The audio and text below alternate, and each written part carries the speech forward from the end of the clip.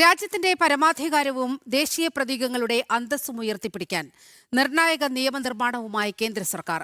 ദേശീയ ഗീതമായ വന്ദേമാതരത്തെ അപമാനിക്കുകയോ ആലാപനം തടസ്സപ്പെടുത്തുകയോ ചെയ്യുന്നവർക്ക് കടുത്ത ശിക്ഷ ഉറപ്പാക്കുന്ന ഭേദഗതി ബിൽ പാർലമെന്റിന്റെ വർഷകാല സമ്മേളനത്തിൽ അവതരിപ്പിക്കും. അടുത്ത തിങ്കളാഴ്ച ആരംഭിക്കുന്ന സമ്മേളനത്തിൽ ബിൽ ഇരുസഭകളിലും പാസാക്കിയെടുക്കാനാണ് കേന്ദ്ര സർക്കാരിന്റെ നീക്കം. സ്വാതന്ത്ര്യ സമര ചരിത്രത്തിൽ ലക്ഷക്കണക്കിന് വിപ്ലവകാരികൾക്ക് സിരകളിൽ അഗ്നി പടർത്തിയ മുദ്രാവാക്യമാണ് വന്ദേ മാതരം.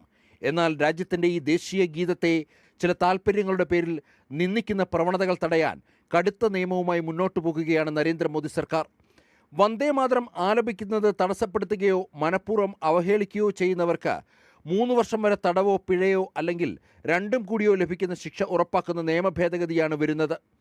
ദേശീയ പതാക, ഭരണഘടന, ദേശീയ ഗാനം എന്നിവയെ അവഹേളിക്കുന്നത് തടയുന്നതിനായുള്ള 1971 prevention of insults to national honour act ഭേദഗതി ചെയ്യാനാണ് ബില്ലിലൂടെ വിഭാവനം ചെയ്യുന്നത്.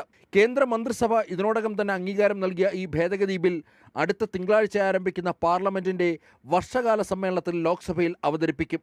ഈ പാർലമെന്റ് സമ്മേളന കാലയളവിൽ തന്നെ ബില്ല് ഇരുസഭകളിലും പാസാക്കിയെടുക്കാനാണ് സർക്കാർ ലക്ഷ്യമിടുന്നത്. മുൻകാല സർക്കാരുകൾ വോട്ട് ബാങ്ക് രാഷ്ട്രീയം ലക്ഷ്യമിട്ട് വന്ദേ മാതരത്തിന് അർഹമായ നിയമസുരക്ഷ നൽകിയിരുന്നില്ല. പല സർക്കാർ ഔദ്യോഗിക ചടങ്ങുകളിലും വന്ദേ മാതരത്തെ അവഗണിച്ചതും ചില പ്രതിപക്ഷ ഭരണ പ്രദേശങ്ങളിൽ ഗാനത്തോടുള്ള നിസ്സംഗതയും കമ്മീഷനുകളുടെയും കോടതികളുടെയും മുന്നിലെത്തിയിരുന്നു. എല്ലാ ഔദ്യോഗിക ചടങ്ങുകളിലും ദേശീയ ഗാനത്തിന് തൊട്ടുമുമ്പായി വന്ദേ മാതരം ആലപിക്കണമെന്ന കേന്ദ്ര ആഭ്യന്തര മന്ത്രാലയത്തിൻ്റെ കർശന നിർദ്ദേശം അടുത്തിടെ പുറത്തു വന്നിരുന്നു. ഇതിന് തൊട്ടുപിന്നാലെയാണ് നിയമപരമായ പരിരക്ഷ ഉറപ്പാക്കുവാനുള്ള വിപ്ലവകരമായ ഈ നിയമ ഭേദഗതി സഭയിലെത്തുന്നത്.